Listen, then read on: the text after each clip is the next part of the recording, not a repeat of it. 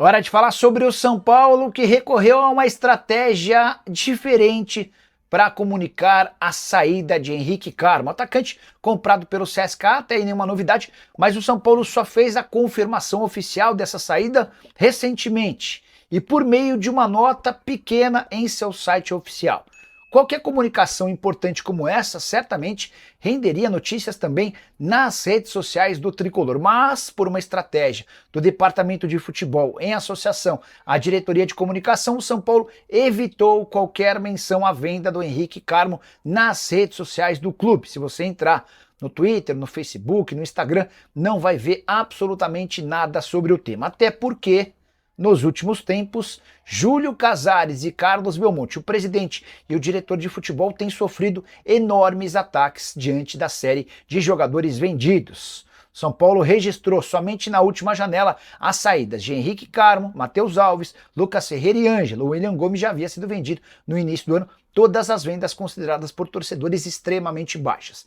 Diante desse cenário e com hashtags pedindo fora Júlio Casares e fora Carlos Belmonte, o São Paulo evitou dar ainda mais lenha nessa fogueira das redes sociais e fez o comunicado de forma bem discreta no site oficial do clube. Para completar sobre o São Paulo, registra que Luiz Gustavo, 38 anos de idade, está praticamente liberado para voltar a treinar sem restrições. A partir de sábado ele se junta ao restante do elenco e trabalha normalmente, jogador que havia sofrido um problema, um tromboembolismo pulmonar no primeiro semestre e não joga desde 2 de abril.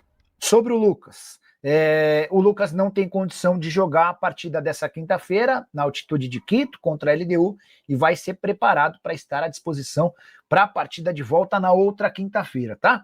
Luiz Gustavo, que tem treinado já há algum tempo, passa a atuar ao lado dos companheiros sem qualquer restrição a partir de sábado, se tudo correr bem, pode também ser reforço para o jogo da volta na outra quinta-feira. São Paulo terá o o Ferreirinha. Lucas Ferreira já foi vendido. Terá o Ferreirinha, que foi poupado no jogo contra o Botafogo por conta de um desconforto. O Luciano, que cumpriu suspensão, também está garantido. E o provável São Paulo para enfrentar a LDU nessa quinta-feira, viagem marcada para essa quarta, quando o São Paulo embarca rumo ao Equador. São Paulo deve ter Rafael no gol, Tolói ou Arboleda, Alan Franco e Ferrarese, Cédric de um lado, Enzo do outro, Alisson, Pablo Maia e Rodriguinho como os homens centralizados, com o Luciano e Ferreira ou Ferreirinha, como queiram, lá na frente, tá? São Paulo com todos os problemas físicos e médicos que você possa imaginar, mas ainda assim sendo bastante efetivo. Nicola, São Paulo e W Torre ainda negociam a reforma do estádio? Pergunta é do Francisco Souza. Francisco, São Paulo não disse publicamente que as conversas estão encerradas, tá? São Paulo não colocou um ponto final nessa história. Mas eu estou colocando um ponto final. Eu posso dizer que não há chance desse negócio avançar, porque o acordo financeiro não vai sair do papel. A operação de de rebaixamento do gramado para a construção de um anel inferior, a criação de cobertura, enfim, a modernização do estádio sairia por algo na casa de R$1,5 bilhão de reais. E é um valor que não pode ser recuperado. As contrapartidas exigidas pela W Torre também não são bem avaliadas pelo São Paulo, enfim, é uma operação que não vai dar certo, tá bom? Edson Pinheiro, membro do canal do Nicola, torcedor do São Paulo. Nicola, que história é essa da empresa que procurou o conselheiro Flávio Marques do São Paulo e prometeu um aporte de R$1 bilhão em um projeto de produto envolvendo o clube, onde teria a contrapartida? Edson, não sei que história é essa, mas vou atrás. Depois, se você souber onde surgiu essa notícia, me conta que eu já corro atrás para tentar buscar essa informação para vocês, beleza? Mas é um assunto que me interessa e, especialmente nesse momento, sem mercado de transferência, sem contratações, essas informações de bastidor passam a ter um peso ainda mais importante. Esse conselheiro Flávio é alguém de oposição que tem ganhado cada vez mais destaque no dia a dia do clube. Hora de falar sobre Hernan Crespo, que está fazendo mágica à frente do São Paulo e não há exagero nessa afirmação. Tricolor do Zubeldia, que corria risco de rebaixamento, deu lugar a um São Paulo que está vivíssimo na briga por vaga em Libertadores da América. Mesmo com todos os problemas médicos que o São Paulo sempre tem, com vendas de atletas e poucas contratações. Na vitória contra o Botafogo por 1-0, nesse domingo, no Morumbi, o Tricolor chegou a fazer grande segundo tempo. E a vitória foi absolutamente justa. São 7 vitórias em 11 jogos no Campeonato Brasileiro. Aproveitamento de pontos no Brasileiro como mandante é perfeito. 5 jogos e 5 vitórias o São Paulo bateu, com o Crespo no banco de reservas. O Corinthians, o Fluminense, o Vitória, o Galo e o Botafogo, 10 gols marcados, 1 gol sofrido. Com a lembrança de que o São Paulo não vencia Atlético e Botafogo desde 2020, são 5 anos de tabu encerrados para cada um desses jogos. No Campeonato Brasileiro, o Crespo, desde que assumiu o São Paulo, tem o segundo maior número de vitórias no período. São 7 vitórias, 2 empates e 2 derrotas. No total, somando também a participação em Libertadores e Copa do Brasil, o Crespo soma 8 vitórias, com 4 empates e 3 derrotas. O único ponto negativo nessa passagem do Crespo é a eliminação contra o Atlético Paranaense na Copa do Brasil, que está muito na conta daquela expulsão com 3 minutos de jogo do Rafael. Importante contar que o Crespo, na entrevista coletiva depois da vitória contra o Botafogo, assegurou que não teve participação ou influência na contratação do Rigoni. Não é a informação que eu tenho. Ele também foi perguntado sobre o jogo da quinta-feira contra a LDU na altitude de Quito. Se há uma preocupação em relação aos 2 laterais que se machucaram. O Enzo Dias, que saiu como titular, sofreu um entorse no tornozelo esquerdo e o Wendel reclamou de um desconforto muscular.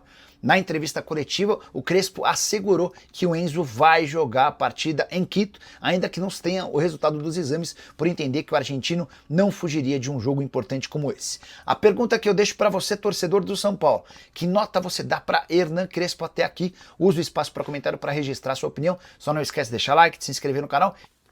Agora é hora de falar sobre Marcos Leonardo. Ponto final na novela envolvendo o futuro do atacante que quase foi parar no São Paulo.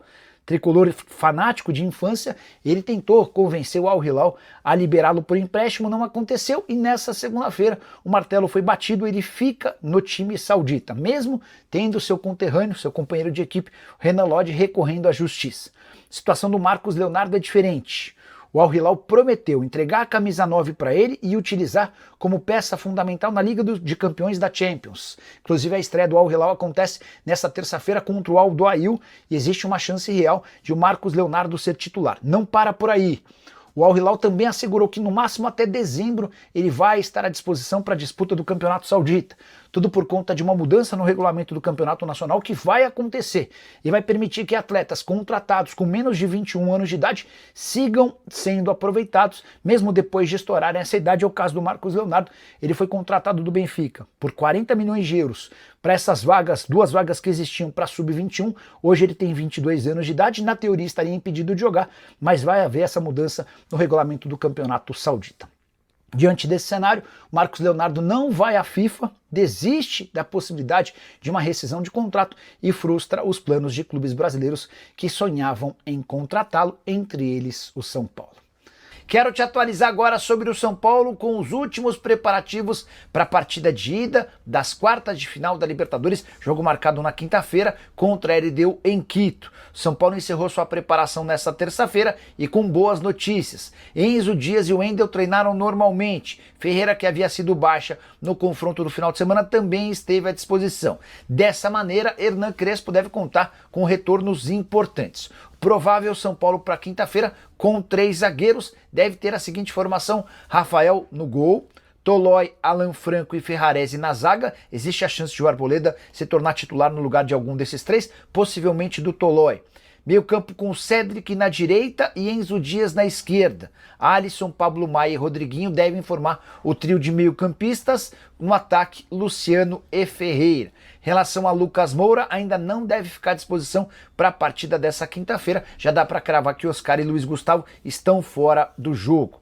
São Paulo viaja na quarta, vive cerca de 24 horas lá em Quito, na cidade a 2.850 metros acima do nível do mar. São Paulo precisa voltar com pelo menos um empate para, na quinta-feira da semana seguinte, assegurar a classificação para a semifinal da Libertadores. Fala pessoal, estamos aí com atualizações importantes do São Paulo. Se inscreva e ative o sininho para receber mais atualizações do Tricolor. Deixe seu like, que é muito importante para o crescimento do canal. Utilize o espaço aqui embaixo para registrar sua opinião. Ficamos por aqui com mais esse giro de notícias. Um abraço e até o próximo vídeo.